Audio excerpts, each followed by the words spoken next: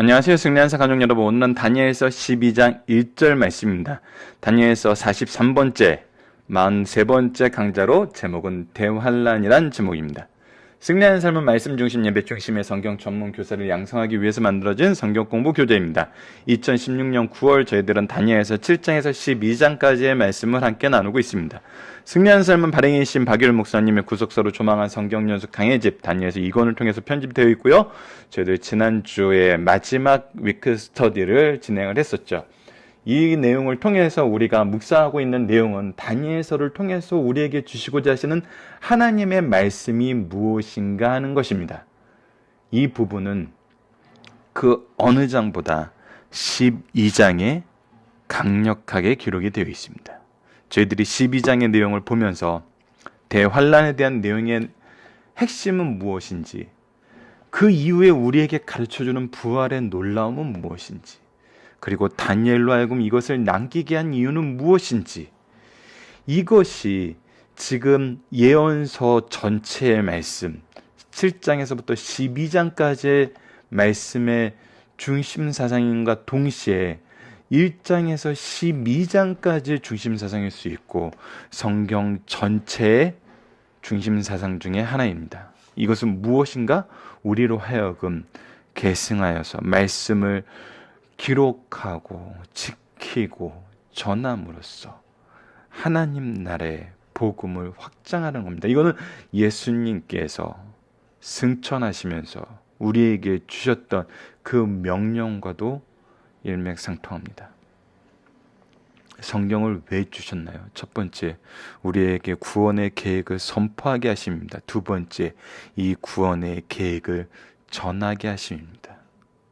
승리한 삶은 이 프레임을, 이 중심축을 가장 열심히 지켜보기 위해서 만들어진 성경 공부 교재이고, 그것을 교회 현장에서 가장 열심히 전한 것이 바로 연속 강해 설교의 그런 기능이었고, 이것을 좀 더 체계적으로 우리가 정리해서 좀 더 잘 배우고 잘 가르칠 수 있게 하는 것이 김천수 목사님이 구조를 통해서 이것을 분석하여서 좀 더 체계화시키는 것이었습니다.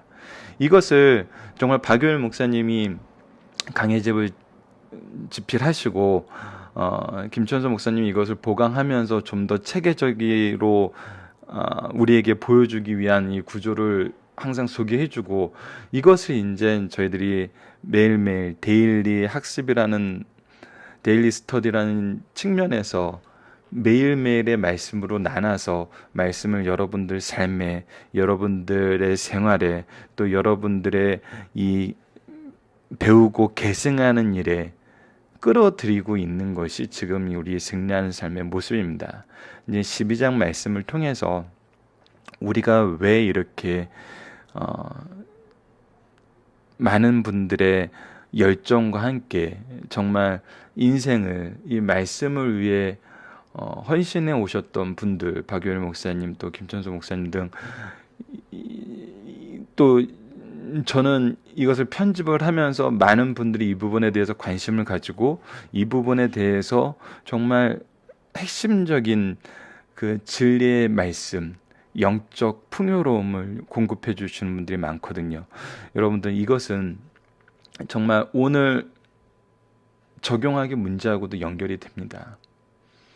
여러분들께서 믿음의 눈을 열고 보시면 무엇이 나에게 확실한 증거인지를 발견하게 됩니다.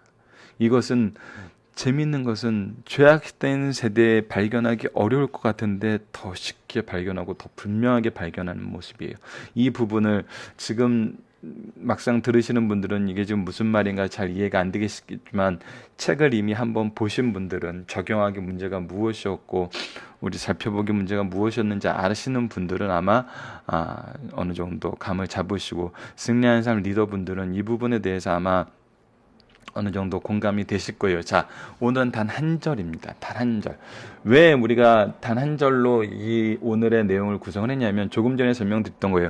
박유일 목사님의 강해집에서는 지금 이 부분을, 목차를, 다니엘서 2권의 목차를 보면은 지금 1절부터 4절까지가 한 챕터고, 5절부터 13절까지가 한 챕터입니다. 하지만 여러분들 보시면 알겠지만 우리가 이 챕터를 따르지 않고 오늘이 1절 말씀, 내일이 2, 3절 말씀, 모레가 4절에서 13절 말씀이에요. 이거는 여러분들께서 뭐가 다르지 하는 거를 이해를 하셔야 돼요. 이거는 박유일 목사님의 강해집은 어떤 상황에서 어떤 방식으로 만들어졌냐면 정말 41년 동안 연속 강해 설교를 하시면서 설교하는, 그러니까 주일날 복음을 선포하는, 정한 시간, 정한 장소, 정한 순서에 따라서 복음을 전하는 내용으로 편집이 되어 있어서 이렇게 챕터가 나눠져 있어요. 즉 굉장히 시간적인 면에서 이제 어떤 일정한 그 틀을 따를 수 있도록 주일 예배에 좀 잘 세팅이 된 모습이에요. 하지만 이제 김천수 목사님이 구조적으로 이것을 설명을 할 때는 시간적인 분량, 체계적인 분량, 예배의 형태에 대한 분량보다는 의미에 대한 내용으로 나누고 있어요. 지금 우리가 승리하는 삶을 하는 것은 어떻게 보면은 이 두 가지가 다 믹서가 돼 있어요. 우리가 일주일에 한 번 말씀을 듣는 것이 아니잖아요. 이것으로 충분하지가 않아요. 박유일 목사님이 연속 강의 설교를 하신 것도 놀라운데 더 우리가 은혜로웠던 부분, 이 부분이 정말 지금의 저를 있게 하고 지금의 이 승리한 삶을 탄생시킨 가장 핵심적인 일이고, 하나님이 정말 이 일을 통해서 엄청나게 축복해 줬던 것이 무엇이었냐면 일주일 그날의 설교가 거의 16페이지 정도로 주보에 같이 나갔다는 거예요. 그래서 말씀을 받은 사람들이 주일날 말씀을 1시간 받은 것으로 만족하지 않고 주중에 계속 이 말씀이 그런가 하여 묵상할 수 있도록 페이퍼로 냈던 거거든요. 그 설교들이 모여서 지금 강해 설교집이 되었고, 그 설교집들이 모여서 지금 승리하는 삶이 편집이 되고 있는 겁니다. 그래서 우리가 오늘부터 이번 주 말씀은 박유일 목사님의 강해집에 나 있는 그 챕터의 내용과는 다르지만 그 의미 단위로 묶어서 우리가 새롭게 보면서 이렇게 했을 때 우리가 더 좀 더 이해하고 전하는 데는 좀 더 이렇게 편한 것 같아요. 좀 더 이렇게 자리를 잡을 수 있는 것 같아요. 그래서 이것이 지금 같이 묶여 있고, 여러분들이 승리하는 삶 리더분들이라면은 강해집을 한번 보시고 승리하는 삶이 나왔을 때 승리하는 삶의 처음에 나와 있는 구조가 지금 강해집 목차랑 어떻게 다른지, 그리고 다르면은 왜 다르게 편집이 되어 있을까, 승리하는 삶이, 그거를 보시면은 좀 더 이렇게 여러분들이 체계적으로 말씀을 전하시는데 도움이 될 거예요. 이것이 설교라면은 박유일 목사님의 틀을 따는 것도 좋지만 우리가 지금 말씀을 배우고 가르치는 이 일을 할 때는 이 두 가지를 비교하면서 그 안에서 좋은 것을 우리가 더 잘 이해할 수 있는 부분을 분명히 우리가 전할 수 있어야 되거든요. 그래서 이거는 이제 리더분들을 향한 당부였는데 방송에서 이런 얘기를 하게 되네요. 요즘에 리더분들이 잘 못 만나서. 자, 그때 이제 오늘 본문 말씀을 보도록 하겠습니다. 다니엘서 12장 1절 말씀입니다.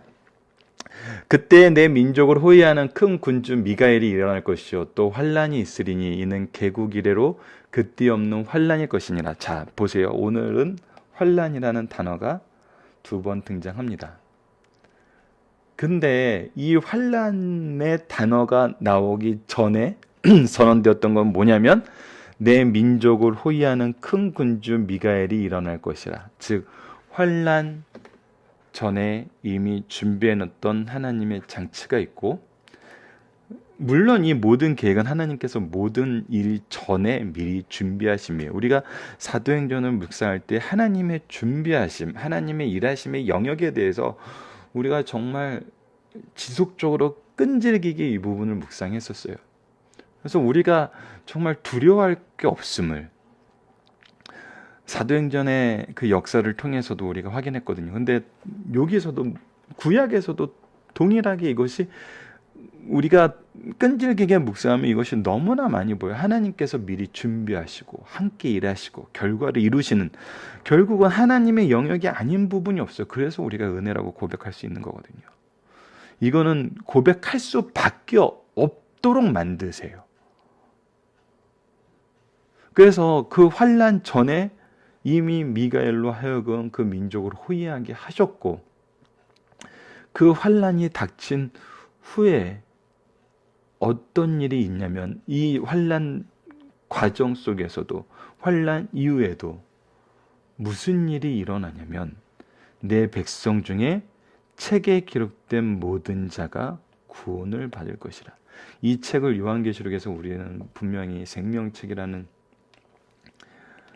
선언을 보게 되죠. 그래서 이 내용이 지금 환난을 얘기하고 있지만 환난만 얘기하고 있냐는 거예요. 환난을 통해서 얘기하고자 하시는 것이 무엇이냐는 거예요. 하나님께서 너의 구원을 미리 확증하셨다는 거예요. 정해 놓으셨다는 거예요. 환난이 왔을 때 환난을 어떻게 통과하는 것을 보고 생명책에 기록하시나요? 아니에요. 생명책에 기록된 자가 구원을 받아요. 즉 미리 우리를 선택하시고 우리를 은혜 가운데서 그의 종들로 하여금 호익케 하시고 구원을 이미 받았음을 선언하세요. 그래서 우리에게 무엇이 없어요? 두려움이 없어요. 자, 여러분 잠깐 다니엘서를 복습 한번 해보도록 할게요. 2장 말씀을 잠깐 복습을 해보도록 하겠습니다. 느부갓네살이 그가 기억하지 못하는 꿈에 대해서 해석하라고 요구를 했을 때, 꿈을 말하고 해석하라고 요구했을 때 모든 박사와 숙객들은 이것은 신의 영역이라고 먼저 선포를 해요. 즉 이건 하나님이 선포케 하신 거예요. 그래서 그들이 믿는 신이 참된 신이 아님을 먼저 그들의 입술로 고백을 해버려요. 이것이 하나님의 준비하심이었어요. 이거는 의심의 여지가 없어요. 왜? 이 꿈을 주신 분이 하나님이에요. 이 꿈을 주시고 이 상황을 만드신 분이 하나님이세요. 그때 군대장관 아리옥이 다니엘과 세 친구를 죽이러 왔을 때, 다니엘을 죽이러 왔을 때 다니엘이 세 친구와 함께 기도를 합니다. 양해를 구하고 기도를 해요. 그때 뭐라고 기도해요? 하나님 살려주십시오. 이 죽음에서 건져주십시오라고 기도를 해요. 죽음을 위협하는 환난이에요. 그 환난이 왔어요. 그런데 기도의 응답을 받은 다니엘은 그의 찬양의 모습에서 무엇이 나오냐면 목숨에 관련된 내용이 나오지 않아요. 그가 기도를 했던 이 죽음에 대한 두려움이 더 이상 존재하지가 않아요. 그래서 살려주셔서 감사해요. 그러놓고 왕 앞에 나가서도 혹시라도 이것이 잘못될까봐 두려워하지 않아요. 그가 얻은 지혜는, 은총은 무엇이냐면 하나님의 계획이었어요. 하나님께서 미리 준비하신 것들이었어요.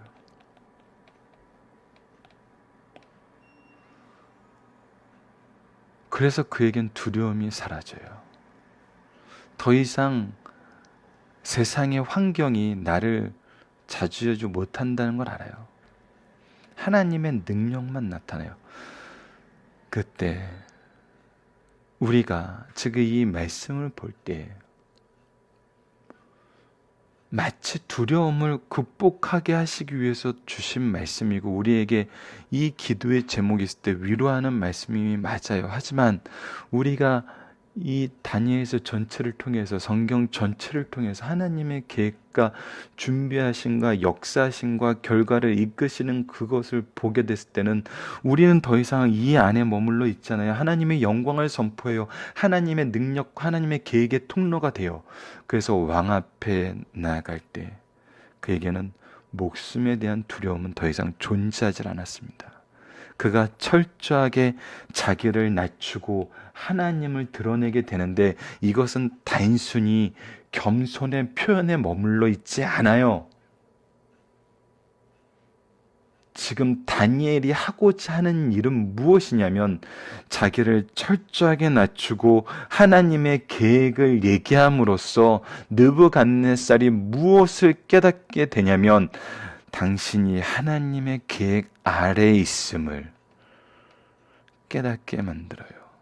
즉, 하나님의 계획을 드러내기 위해서 철저하게 자기는 가장 밑바닥으로 나타나고 내려가고, 오직 하나님의 뜻이 느부갓네살 위에 있음을 선언해요. 이것은 우리가 사도행전을 통해서 사도 바울이 내가 묶인 것 외에는 나와 같이 되기를 원한다는 아그리빠 왕과 총독 앞에서 얘기했던 내용과 동일해요. 자기는 최대한 내려가요. 그리고 오직 하나님의 계획만 얘기하고 예수 그리스도만 드러내요. 그랬을 때 세상 사람들은 알아요. 아, 얘가 지금 나를 하나님 믿는 사람으로 만들려 그러는구나. 근데 놀라운 건, 그 사이에 놀라운 건 뭐냐면 하나님의 계획을 알게 돼요. 하나님의 뜻을 알게 돼요. 이것이 사람의 내용이고 사람의 방법이 아니란 걸 알게 돼요. 그래서 느부갓네살은 하나님을 찬양할 수 있었어요.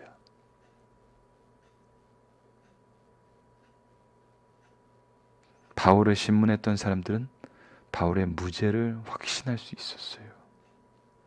이것은 하나님에 관한 내용이었고 예수 그리스도의 구원에 관한 내용이었음을 알게 돼요. 그랬을 때 복음은 정말 찌꺼기가 끼지 않은, 사람의 의도가 숨어있지 않게 복음으로서의 선포가 이루어진 것을 볼 수 있어요. 여러분들, 이 내용을 보시면서 단순한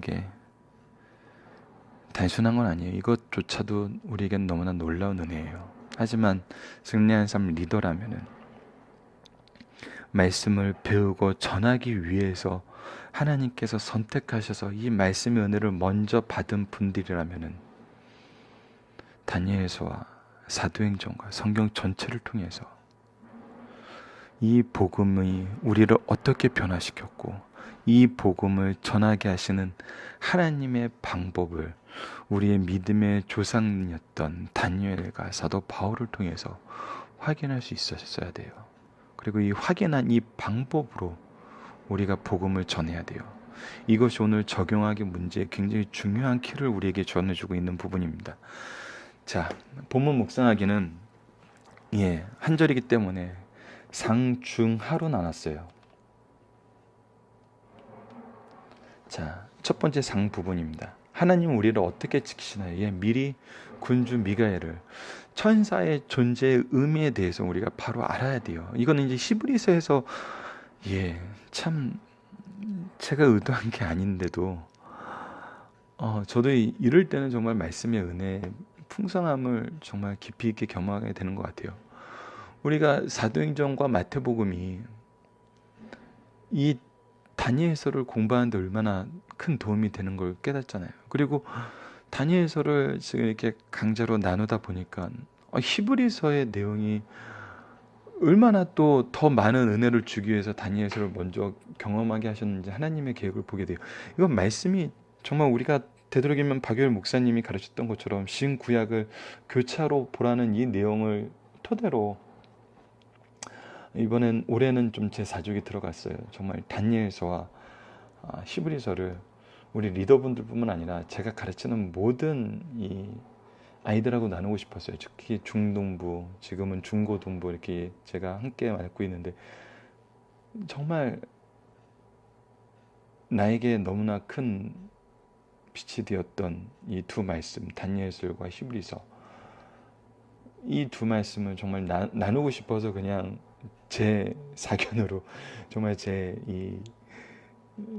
그렇게 편집이 된 건데, 여러분 승리한 편집은 두분 목사님이 저에게 이 부분을 신뢰를 하셔서 제가 이렇게 편집에는 주관적으로 해요.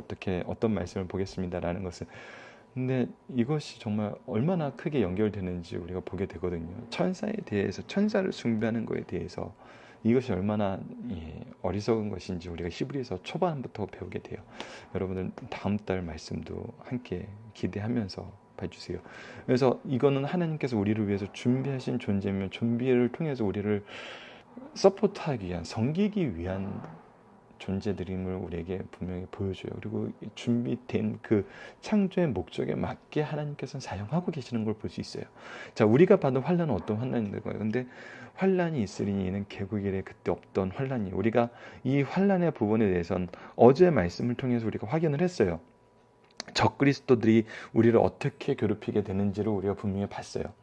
그리고 우리에게 약속한 것은 무엇이에요? 오히려 구원을 약속하세요. 환란 때 구원을 선포하세요. 환란이, 엄밀히 말하면 환란이 오기 전에 구원을 먼저 선포해 주시는 거거든요. 환란이 옴을 경고하고 그때 우리가 이길 수 있는 능력의 힘이 어디서 오는지 하나님께서부터 오는 거예요. 우리로 하여금 견디게 하시는 거예요. 보호받게 하신다는 거예요. 하지만 그 환란은 무섭다는 거예요. 근데 그때 우리에게 동일하게 선포하는 게 뭐냐면 구원이라는 거예요. 구원. 너희들은 이미 구원받은 백성이라는 거예요. 구원받은 하나님의 자녀라는 거예요. 구원받은 하나님의 주권하에 놓인 그 은혜의 대상이라는 거예요. 그럼 결국 무엇을 얘기하고 있는 건가요? 이것은 너희들이 하나님의 백성이요 하나님 나라의 소유된 자들임을, 하나님 나라를 동시에 소유한 자들임을 선언해주고 있다는 것입니다. 중심 사상을 보도록 하겠습니다. 이미 밝힌 바와 같이 다니엘서 12장 1절에서 4절 말씀은 10장부터 연속된 하나님의 계시입니다. 다니엘은 히데겔 티그리스 강변에서 주님으로부터 장차 수백 년 동안에 일어날 역사의 중요한 이정표를 계시받게 돼요. 그래서 1장 1절부터 4절까지의 내용은 다음과 같아요. 이것은 왜 1절부터 4절까지의 내용이 여기에 기록이 되어 있을까요? 박유일 목사님의 강해집의 내용이 그렇게 편집이 되어 있기 때문이에요. 자, 하지만 그 내용이 한 절 한 절이 잘 설명되어 있어서 오래 잘 이해할 수 있어요. 마지막 날에 일어날 사건들의 계시로 대환란에 대한 예고를 오늘 1절 부분 했어요. 그런데 이때 내일 말씀에 부활은 마지막 영원한 삶을 부여하는 것으로 도중에 부활이 있음을 얘기한 다음에 이 부활을 어떻게 하느냐면 하나님께서 선택하신 자들은 이 부활을 전하게 된다는데요. 이 부활의 말씀을 인해서 하나님께 오게 한다는 거예요. 바로 우리의 삶의 모습을 선언해주고 계세요. 그리고 마지막 때에 계시는 함부로 공개하지 말고 잘 간수해야 돼요. 간수한다는 것은 딱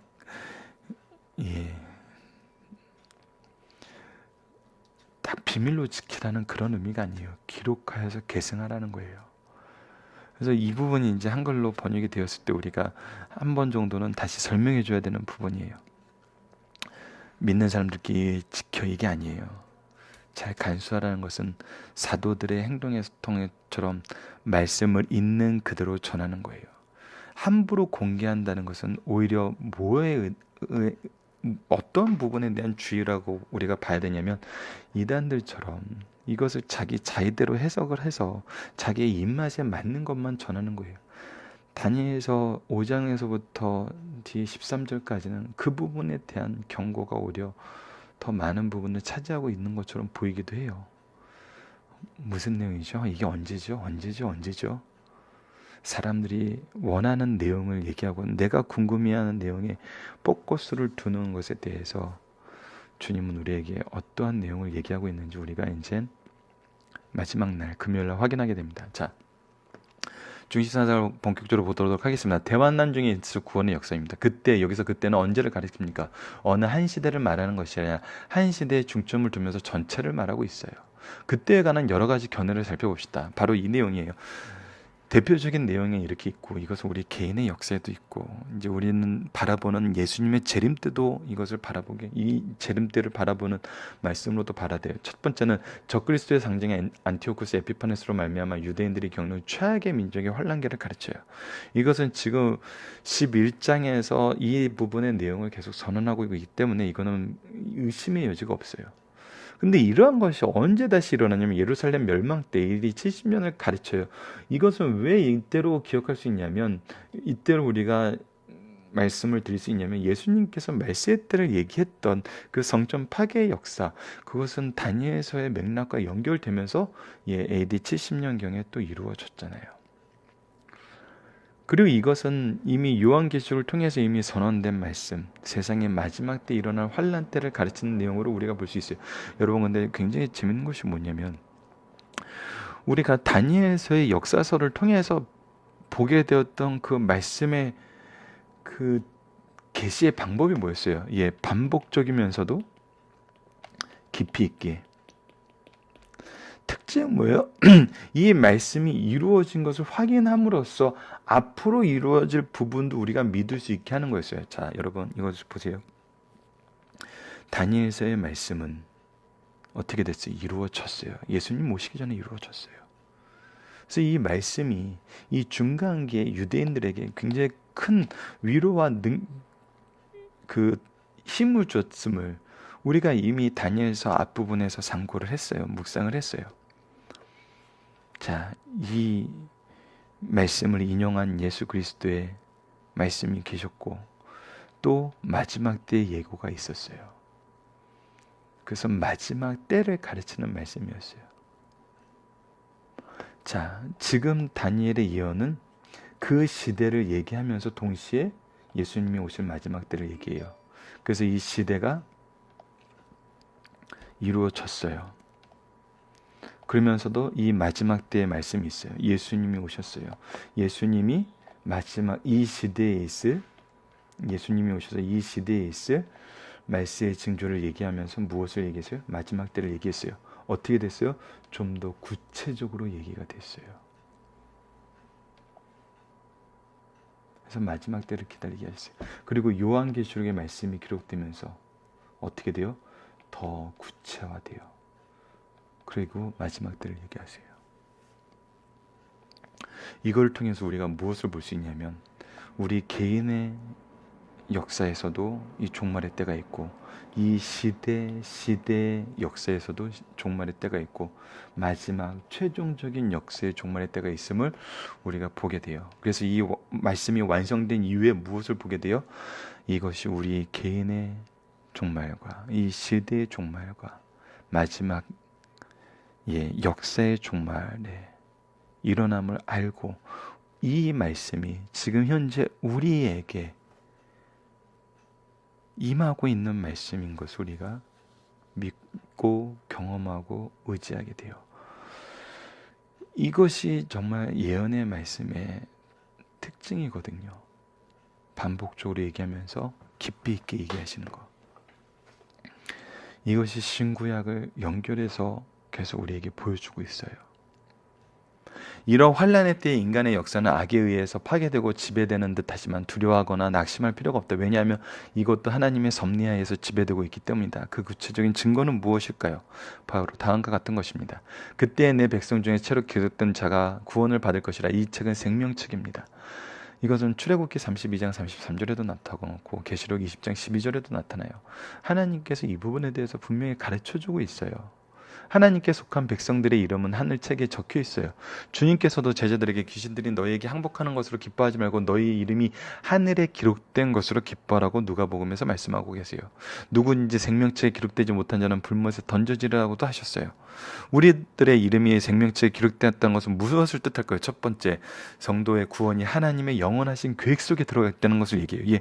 이것은 우리의 영역이 아니라 하나님의 계획의 영역이었고 하나님의 구속사의 역사심의 영역이에요.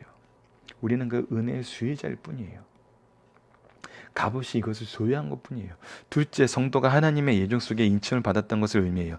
우리가 하나님의 계획 속에 이미 들어가 있다는 거예요. 이는 구원의 확실한 보장을 받았다는 것입니다. 성도는 창세 전에 하나님이 계획하신 대로 구원을 받게 돼요. 미리 준비해 놓으셨어요. 미리 우리를 위해서 확증해 놓으셨어요. 그러므로 환난 중에도 낙심할 필요가 없어요. 다니엘의 모습을 보세요. 이것을 발견하지 못했을 때는 살려달라고 기도했지만 이것을 발견하고 나서는 무엇에 포커스 돼요? 하나님을 온전히 전하는데 포커스를 돼요. 두려움이 없어져요. 그러므로 환난 중에도 낙심할 필요가 없어요. 세상 끝날에 우리의 이름은 빛나게 공개될 것이요 하나님의 나라는 해와 같이 빛날 것입니다. 두 번째, 예수 그리스도는 우리의 죄에서 구원하실 군주로 오셨다는 거예요. 우리는 성경을 상고하면서 구약을 통해 신약의 내용을 미리 예견할 수 있어요. 또한 신약을 보면서 구약에 나타난 사건들의 뜻을 확실하게 이해할 수 있어요. 즉 신약은 구약에 잠재되어 있고 구약은 신약을 통해서 명백하게 드러나요. 구약에 나타난 천사장이요 선민의 호위군인 미가엘 천사를 볼 때 주님께서 우리를 죄에서 구원하실 대군이심을 알 수 있어요. 우리 주님은 만왕의 왕이시오, 만유의 주시며 만국의 왕이시오, 이 땅의 임금이시며 머리예요. 예수 그리스도의 이 땅에 오시어 어떤 역할을 감당하게 되시나요? 첫째, 구약 시대 여러 모양으로 나타나시죠. 자기 백성을 구원하신 하나님께 이 모든 날 마지막 그 아들 예수 그리스도를 보내사 우리를 죄와 사망의 환난에서 구원하신다는 것을 볼 수 있어요. 다음 주에 우리가 묵상하게 될 내용이에요. 둘째, 그는 사망의 세력을 잡은 사탄의 세력을 없애고 자기 백성 곧 아브라함의 자손을 붙들어 주시기 위해서 육신의 몸을 입고 오셨어요. 천사를 붙들어 주시려면 영체를 입을 터이나 인간을 구원하시려면 인간의 몸을 입고 오셨다는 것이에요. 이것도 우리 다음 달에 보게 됩니다. 그가 오셔 많은 사람을 위해서 대속물이 되셨고 자기 백성의 의로움을 위하여 불화하시고 승천하셨어요. 이 내용 또한 히브리서에서 우리가 보게 돼요. 로마서에서 분명히 선언하고 있지만 그는 약속대로 성령을 보내사 구원받은 자들을 초청하셨어요. 넷째, 초청된 자들은 교회를 통해서 양육하십니다. 그리고 모든 환난 때에 성도를 보호하시고 심판의 대군으로 재림하신다는 것입니다. 여러분도 환난 날에 두려워하지 않는 이유는 무엇입니까? 우리가 이미 생명체에 기록되어 있음이에요. 그렇다면 우리가 생명체에 기록되어 있다는 것을 어떻게 확실할 수 있는가? 자, 여러분, 생명책에 기록된 그 백성들에게 말씀을 주시고 기록하시고 계승하게 하셨어요. 다니엘을 선택하셔서 이 일을 하게 하셨어요. 이것을 우리가 확인할 수 있다는 거예요. 여러분, 근데 여기서 주의할 것이 있습니다. 주의할 것이 있어요. 굉장히 주의할 것이 있습니다.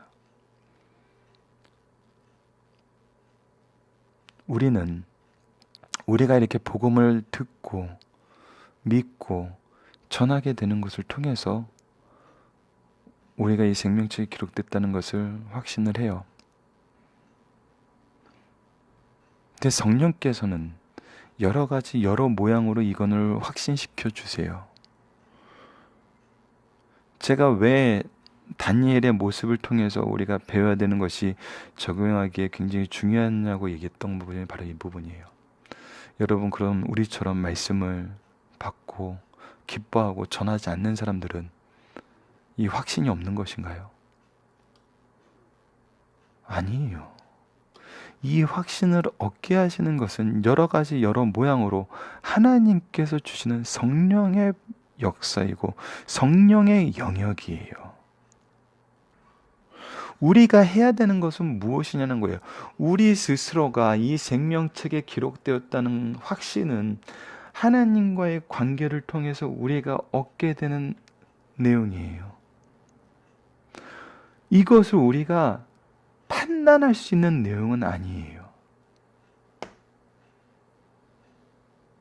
우리가 생명책에 기록되었다는 것은 우리가 스스로가 하나님과의 교제를 통해서 너무나 많이 이거에 대한 확신과 증거를 주니까 확인해 보라는 거예요. 각각 개인에게.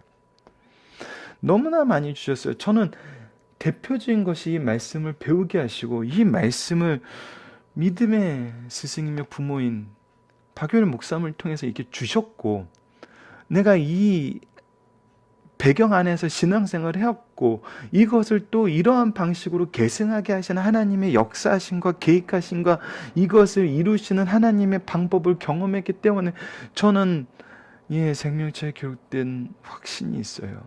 믿음의 확신이 있어요. 근데 이것만 있는 것이 아니에요. 이거 외에 너무나 많은 확신들이 내 삶과 말씀 속에 숨어 있고 관계 속에 숨어 있어요. 그리고 이것을 내가 봤을 때 너무나 놀라운 방식으로 이것을 터뜨려 주세요.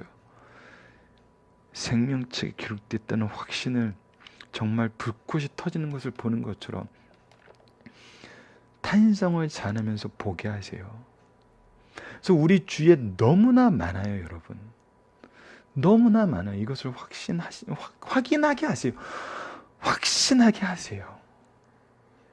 때로는 너무 작은 곳에서 너무나 큰 확신을 갖게 하세요.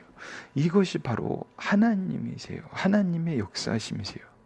그래서 이것은 나를 점검하라는 내용이지 우리가 누군가를 판단하고 비평하기 위한 내용이 아니라는 것을 분명하게 우리가 이 적용하기 위해서는 바로 알아야 돼요.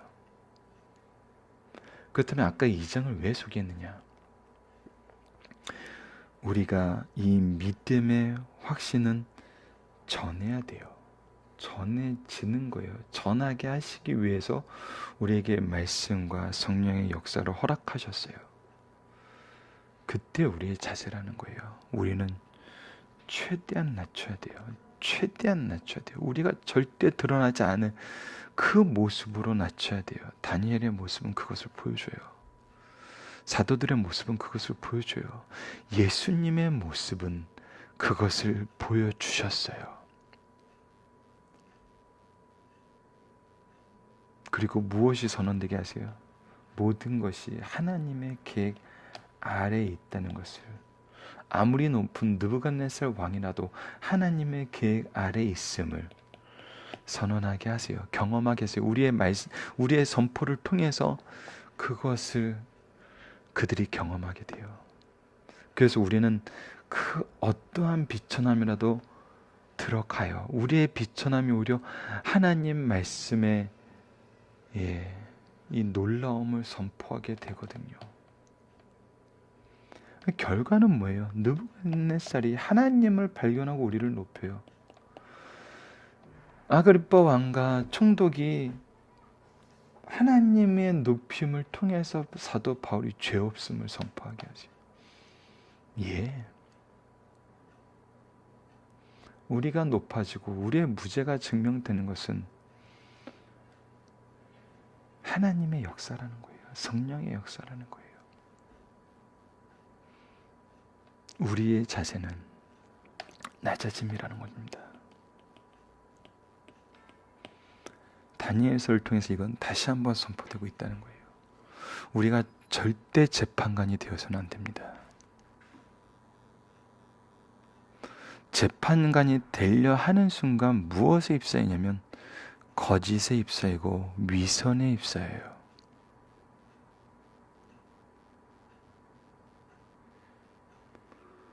성도들이 주의 종들을 위선자라고 얘기하는 것은 바로 이 거짓에 있거든요. 그래서 이것은 먼저 된 자가 리더들이 가장 빠지기 쉬운 유혹의 덫이에요. 이것을 이겨내는 방법을 성경은 선포하고 있어요. 여러분들, 리더인 분들과 리더가 아닌 분들에게도 이 부분에 대해서는 반드시 얘기하고 싶은 부분이 있어요. 위선의 늪은 정말 리더나 지도자들이 딱 꼬집어서 한 분야의 분들을 얘기하라 그러면 목사님들이 빠지기 너무나 쉬운 곳이에요. 쉬운 내용이에요. 쉽다는 것이 아니라 쉬운 거지 이런 것을 막 이건 너무 이게 쉬워 이런 게 아니라 이런 유혹이 너무나 강하게 와요. 이 목사님 개인의 문제로 끝나지 않아요. 교회 분위기나 세상 사람들의 공격 안에서도 이러한 것이 와요. 그 실제로 정말 이 유혹의 덫에 넘어질 수 있어요.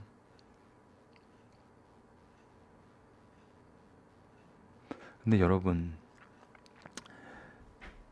지도자가 이 유혹의 덫에 넘어졌다 그래서 하나님의 계획이 지장을 받거나 하나님이 세우신 질서가 지장을 받진 않아요.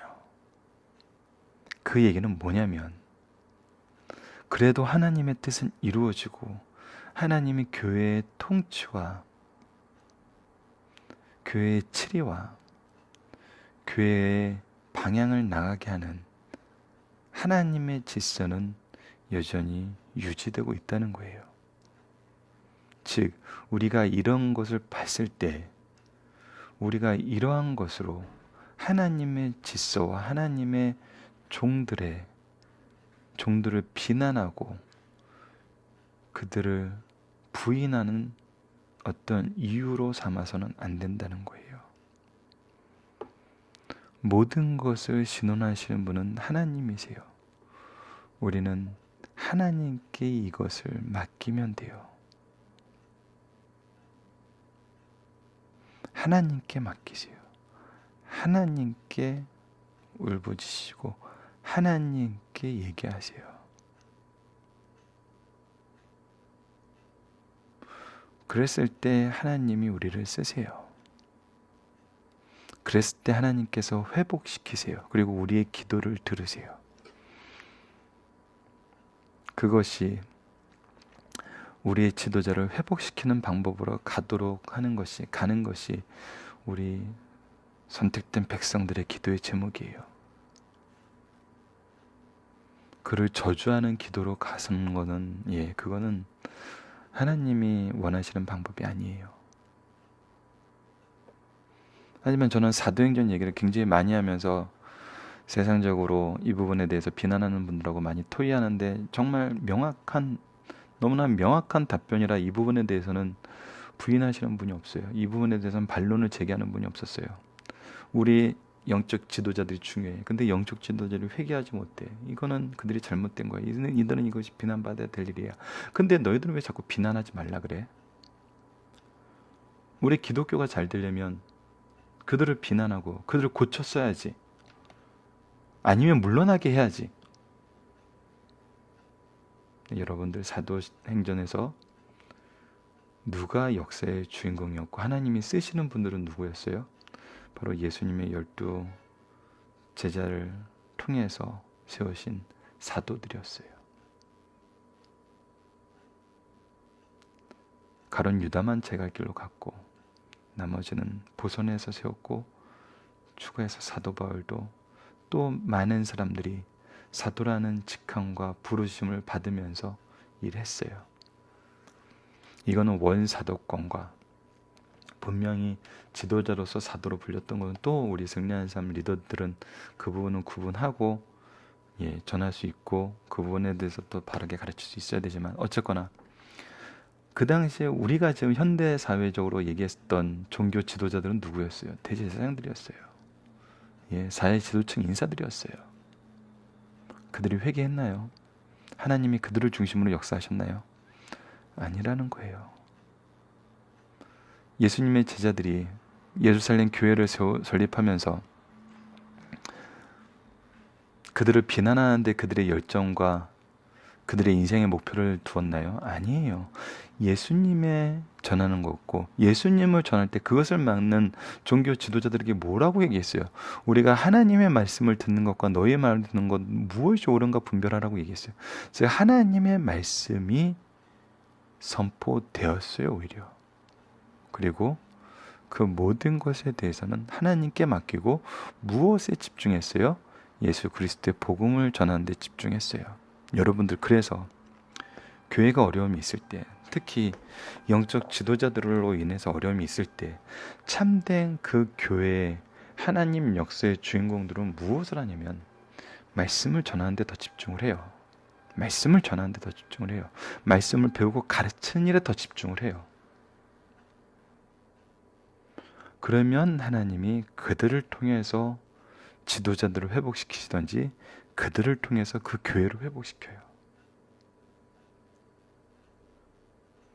근데 예수님이 하라는 그 일, 말씀을 배우고 가르치고 예수 그리스도를 전하는 일에 노력하는 사람들이 없어지면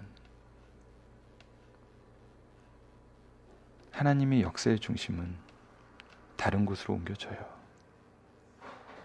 이것을 우리가 적용하기 위해서 봤으면 합니다. 말씀을 기초로 기도하기를 통해서 마치겠습니다. 하나님, 언제나 우리를 지키시고 필요한 모든 것을 미리 준비하시고 뜻대로 이루시는 하나님, 하나님의 계획을 볼 때마다 우리를 향한 하나님의 사랑을 감격하게 됩니다. 오늘 우리를 위해 다니엘을 통해서 보이시고 역사를 통해 증언하신 하나님, 이 사랑을 소유한 우리에게 구원을 허락하시고 믿게 하신 하나님, 이 은혜를 우리도 자녀와 제자들에게 전하여 계승하게 하여 주소서. 예수님 이름으로 기도드립니다. 아멘.